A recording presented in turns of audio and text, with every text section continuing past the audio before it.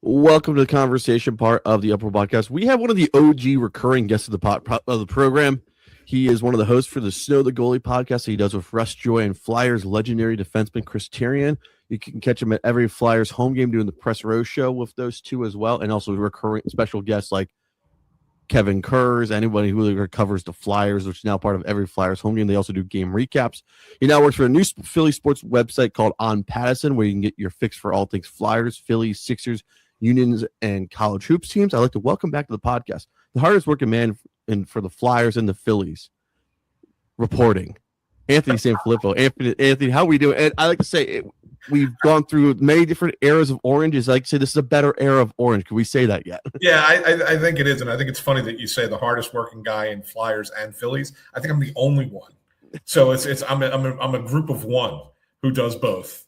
So I'm the hardest working and the least hardest working at the same time. So. I got to give you your flowers because you both do two teams, and sometimes you got to do a double header, as like West Durham would do, call on an ACC basketball game or football game on a Saturday, and go call the Falcons game on Sunday, anyways. Yeah. Hey, do what you got to do, right? But it's great, it's fun, I enjoy it, and I mean, look, as far as the Flyers, like it's certainly better now, but. The thing that I keep telling everybody, Trev, is like, okay, like I'm unlike the fans, I'm willing to give some runway for a new regime, right? I really am. I mean, Danny Briere, Keith Jones, Dan Hilferty, when they came in with this quote unquote new era of orange, we knew it was going to take some time. Yeah. So we're in year 3, right? So up till this point, I think that they've done a fine job. I mean, I'm not going to sit here and say they're fantastic. They're, oh my God, they're amazing. But they've done a fine job doing the parts that they had to do to kind of get out from the mess that was handed to them, right? Yeah. But here's where we're at, and it begins this week with the trade deadline and then goes forward into the summer and beyond that. It's like, okay, this is where you have to start to show your mettle a little bit. Yeah. And I think that that's fair. And I think that it's right to start to judge them a little bit differently, a little bit harder from this point going forward than we did at the first part. Because the first part, you had a little bit of a learning curve. There were some things that had to be done. You understand why they had to be done a certain way. And that's fine. And I'm with and I'm willing to do that. But I think going from this point forward, as you look over the next year to 2 years, like this is the time. This is the time where they have to get it right.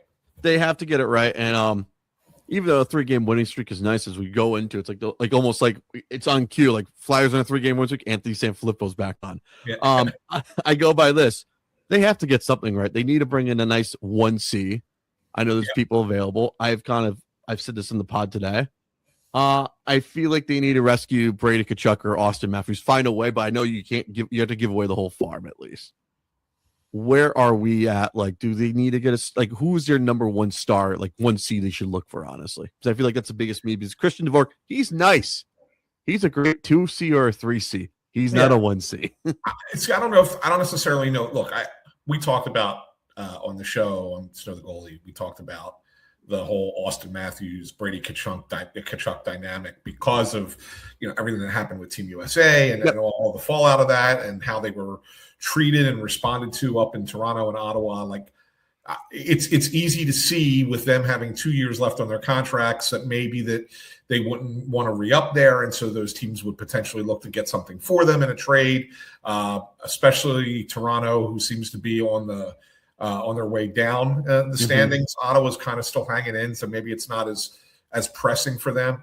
That said, if either of those guys became available, there are 29, 30 other teams that would be interested in acquiring them, right? So the Flyers, as much as they would want to do it because they need a 1C, they're going to be in competition with everybody else, and so it's not easy. And I would tell you that depending on when that trade would happen, a trade of that ilk would happen, you're talking about having some difficult decisions, Trev, because I would think that a trade for either one of those players would have to start with either Porter Martone or Matvei Michkov. Yes. One or the other, right? And are you willing to do that? I tell you that there are fans in this market who would not do it. And there are fans in this market who would. And I think it's a split. And that's the tough call.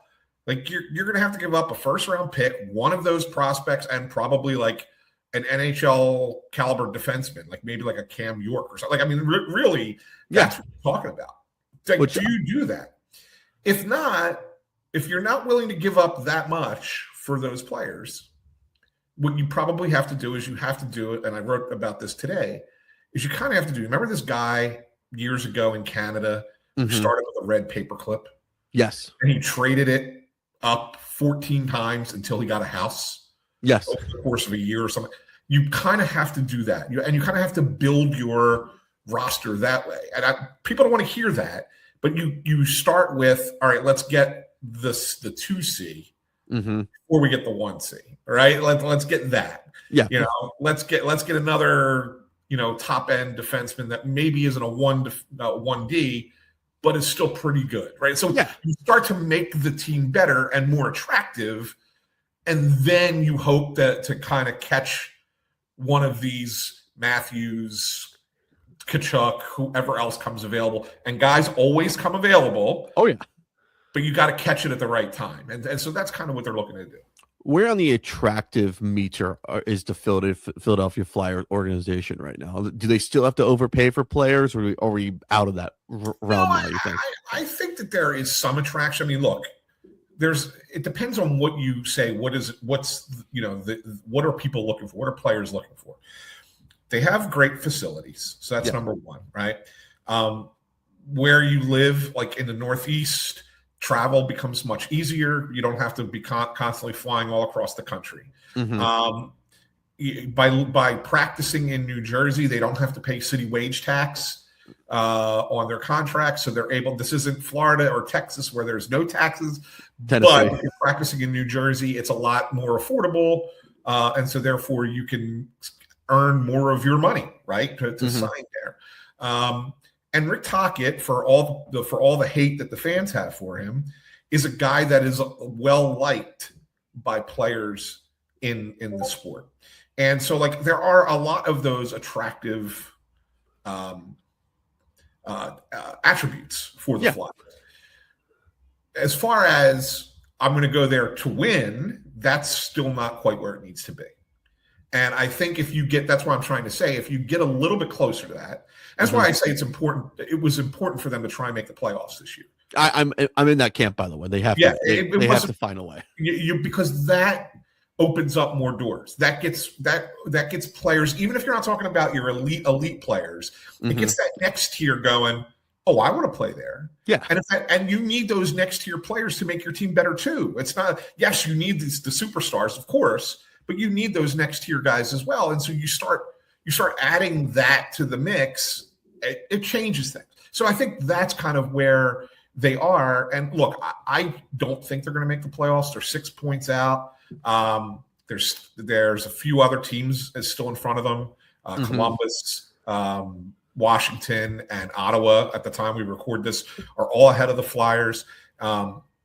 And so you not only are you trying to catch one team, whether it's Boston or the Islanders or Pittsburgh, you have three teams in between you. So there's a lot of teams you have to get past, and only 22 games to do it, 6 points back.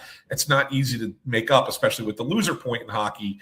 Yeah. So I would still tell you that I think you're about an 80%, 85% chance that you're not making the playoffs at this point, if not even a little bit higher than that. But they're not going to stop trying. No, I don't want them to stop trying. They're going to keep playing. They're going to keep trying. I'm at that point right now. I look at it, I don't want them to just be like bottom out and like they trade everybody like they did last couple of years. It's like, can you just like show some fight? Because I look at their schedule. It's like they have a West Coast road trip, which I'm kind of excited for because they play Anaheim and LA on a back-to-back in San Jose, which I feel like they could probably take 4 points out of 6 that week anyways. You would hope. Yes. Anyways, because I feel like that would be like the only game I have no confidence is the San Jose game. Because Celebrating is on a hot streak right now, and that team's trying to get in the playoffs anyways.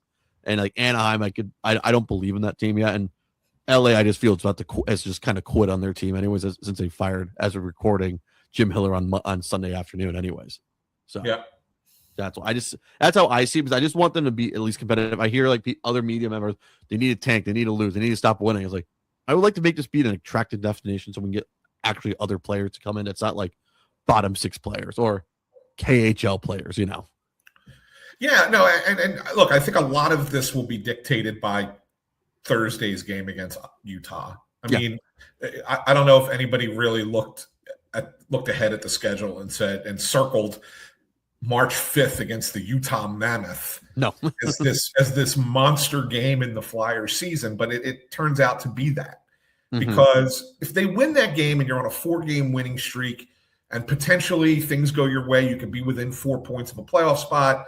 Like you all of a sudden have maybe a different mentality going into Friday at the deadline than you would if you lose that game and potentially fall 8 points out of it. Like, I mean, that there's a 4-point swing that can happen off of this one game against a non-conference foe, right? And so, like, this is kind of like a Waterloo game for them. Yeah. And if they do win it and they do get within 4 points, I think it makes Danny Briere's job much more difficult on Friday. Like, he has to make some hard decisions because it's like, well, look, we're right there, and we believed in this team all along. We went through a 1-month stretch where we were terrible, but if you look at it, I mean, that was Forster was already out. You had 2 guys go out with concussions. It was Brink and Drysdale. Vladar was hurt and couldn't play for 2 weeks. Like, you were missing a good number of contributors. Getting them back and getting, they had that week of practice during the Olympic break and getting back at it. They've looked pretty good coming out of the break in these 4 games so far. Like, you got to start to think that maybe you're back on track. That's what I'm thinking right now. Like they Right? didn't show. I didn't like the Washington. They played well. It just felt like that first day after like the Olympic break. I was like, I don't know what to expect.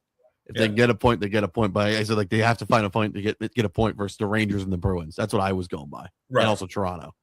So that's how I personally felt. I was like, okay, I'll give you the mulligan, which is the Washington game off the first day back. You got to find a way to get points after that. Like that's how I've been viewing it. And it's funny because I kind of felt like if they could win 4 out of 5 going into the deadline, that they would have a shot again. I still think it's less than 50%, but I think that you still have a shot.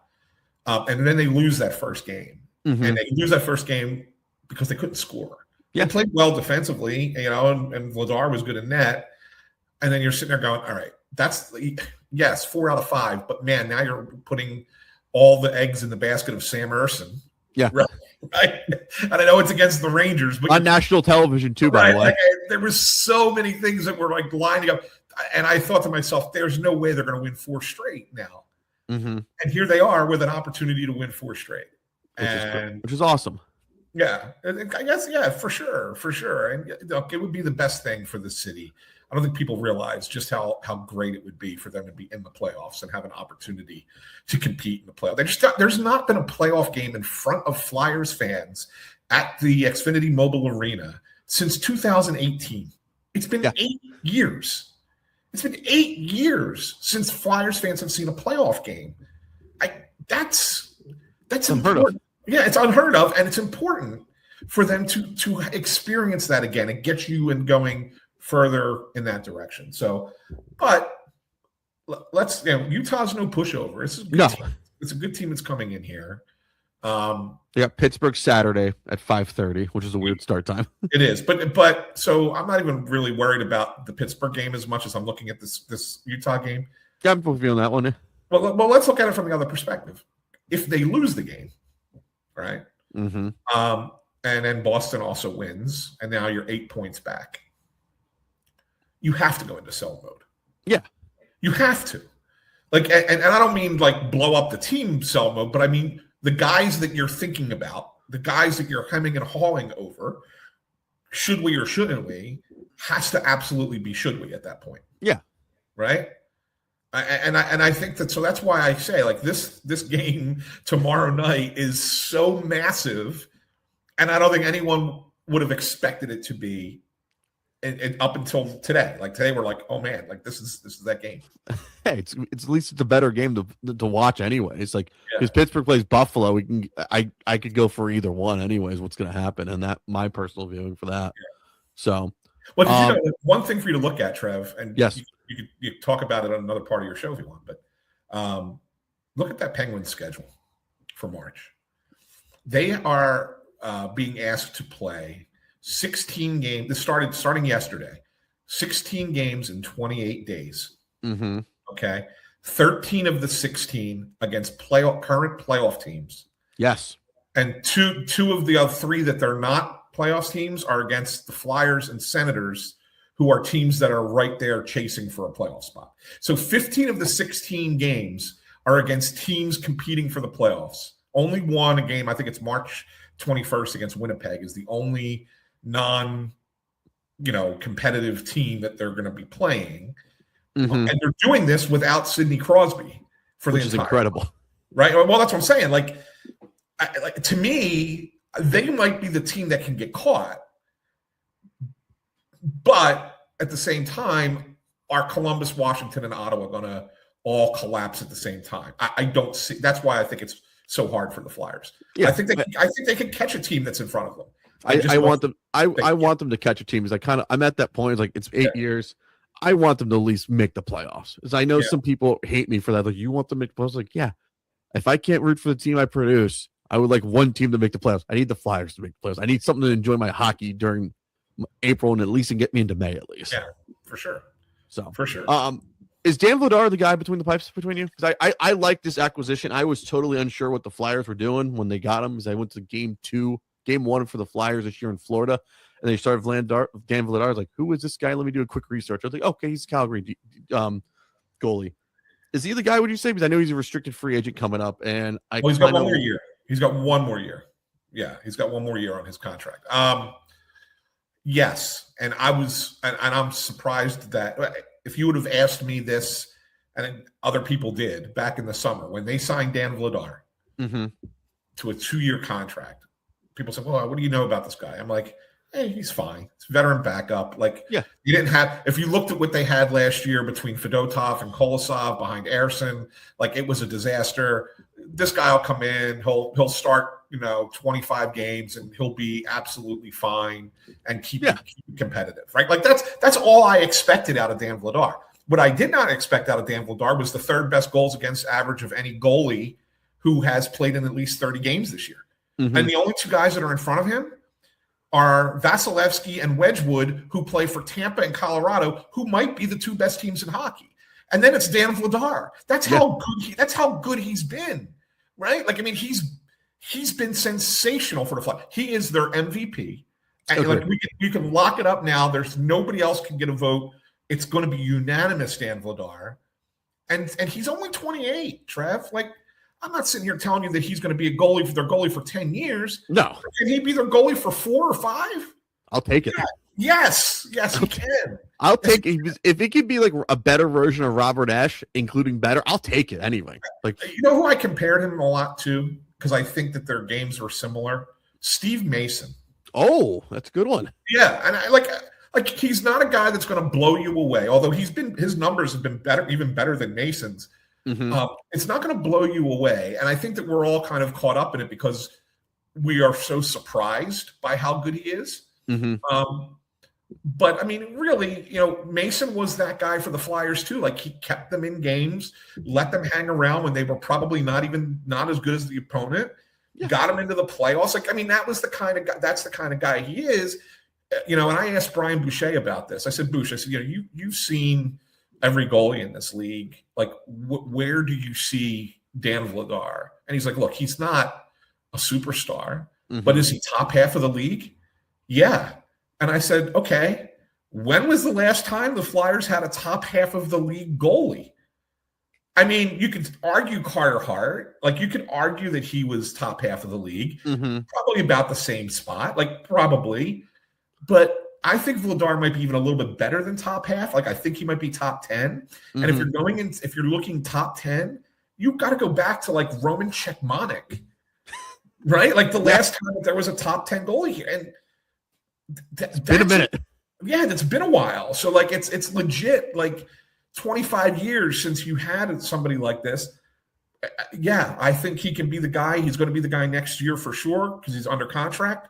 And I wouldn't be surprised if he continues to do that, if they extend him beyond next year. Which I would like to see, because it gives me a breath of fresh air. There's actually a good goalie. Like, I'm not stressing over him like a Martin Biron or somebody, Right. So, All right. There's a log jam at.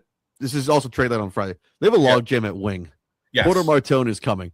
Yes. Who do you think, if you had to give me your list of players who should be on the move, if you're on the wing department for the Flyers right now, would you move Bobby Brink? Well, I wrote about this today. On Pattison.com. Please check it out, by the way. On Pattison.com. Because everybody's talking about trading Rasmus Ristolainen, which, if the Flyers get a first-round pick and a prospect, they will trade him. But Briere's price is high for a reason, because you've watched the way Ristolainen played both in the Olympics and in the 4 games since the Olympics. So this is about a month now where he's been a dominant defensive player and a defensive presence, right? So if you get the return you want, then yeah, you're going to move him. They may not, though, Trev. And if they don't, people are going to be like, well, what the heck? Why are they? But the name that I've been hearing is Bobby Brink. And it makes sense in this regard. 2 ways. One, he's a restricted free agent, right? So another team would be trading for him, would have control over what that next contract is going to look like for that player. And if you look at the top 3 lines, the 6 wingers that you currently have, the one that makes the most sense that you feel like you say that's the most replaceable player.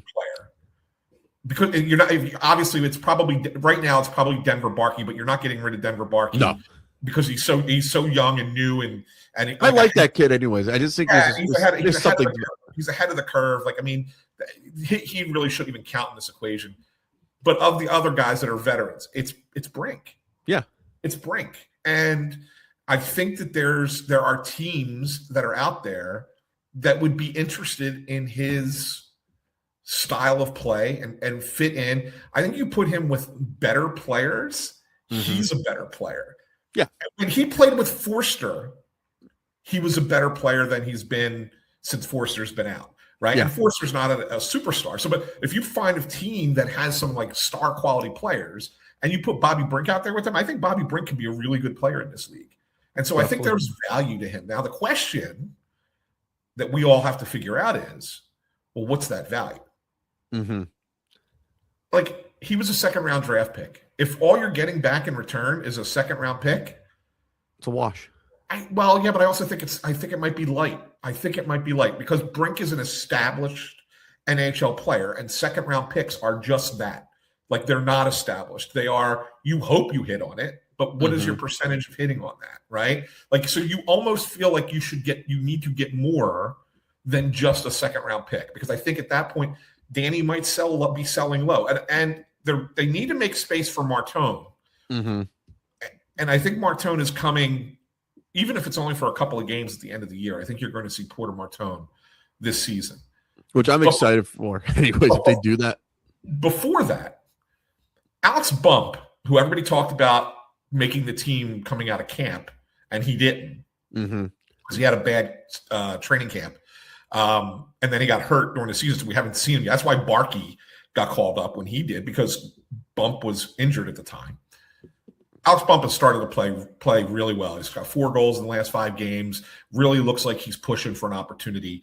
If you trade a guy like Bobby Brink, and look, they just made a small trade for Boris Katchouk, right?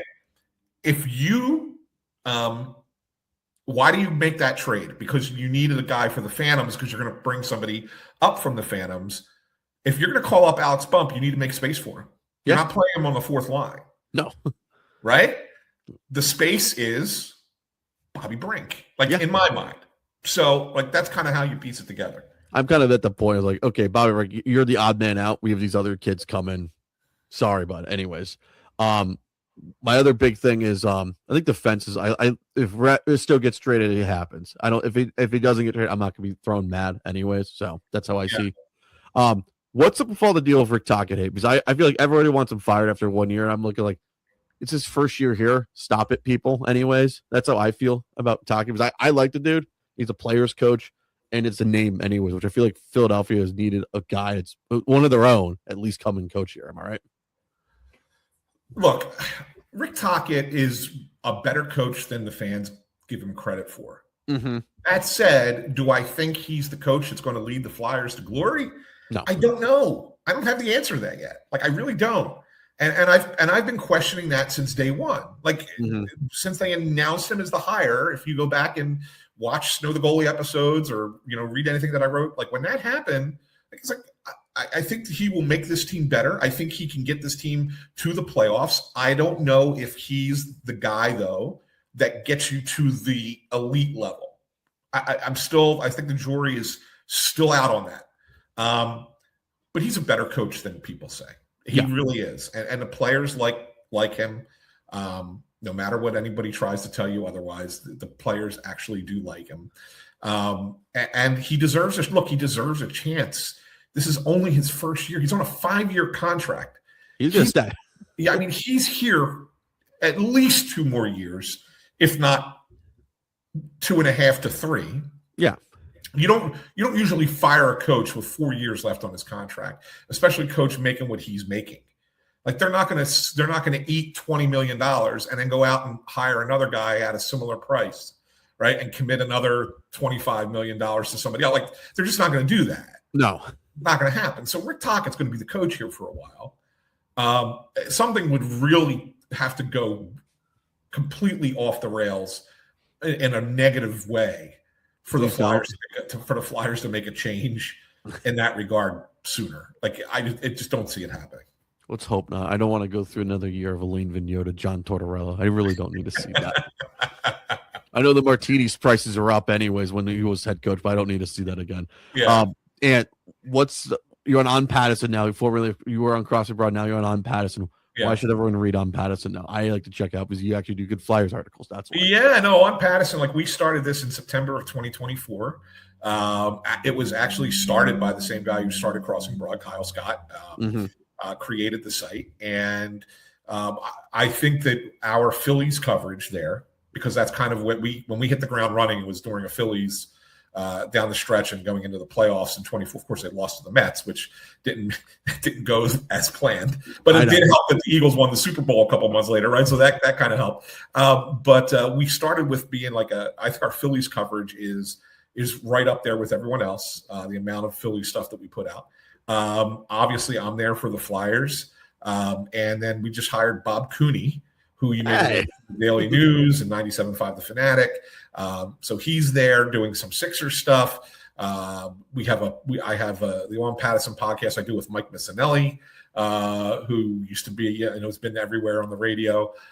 So we have some people that are kind of helping this thing grow, and it's been, sprouting immensely. Our numbers are through the roof. I mean, when we tell people the kind of readership that we have, when we tell advertisers the kind of readership, and we could show them because we have the data, and they said, you guys have only been around for 18 months. And it's like, yeah, we've only been around for 18 months. Like that, and they're like, you're that big, and like, yeah, we are. And it's because, and it's not because of the work that we're doing. I mean, yes, we're keeping it going, we're churning it out, but it's because of the passion of the Philadelphia fan.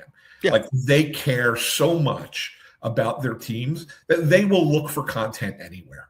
And it doesn't matter. It could be on Pattison. It could be some other name, like whatever, like whoever starts whatever. If they can get a foothold in social media and have a website, people will read it. And that's just the way it is. But we've done some good stuff. Tim Kelly, Grace Del Pizzo, Bob, Mike, myself, and there's more coming. Like there's going to be stuff down the road. Like we have exciting things planned for the summer and beyond. Definitely. I enjoyed Snow the Goalie, especially Bundy's clip of him going viral, going after someone telling Brady Tkachuk and Austin Matthews to get out of Canada. Probably the best clip you guys put out in a while. So that's something special. That is something special. Yeah, definitely. Go follow Snow the Goalie. Go read on Pattison. Anthony Sanfilippo. We'll talk soon. Hopefully they make the playoffs so we can have you on again.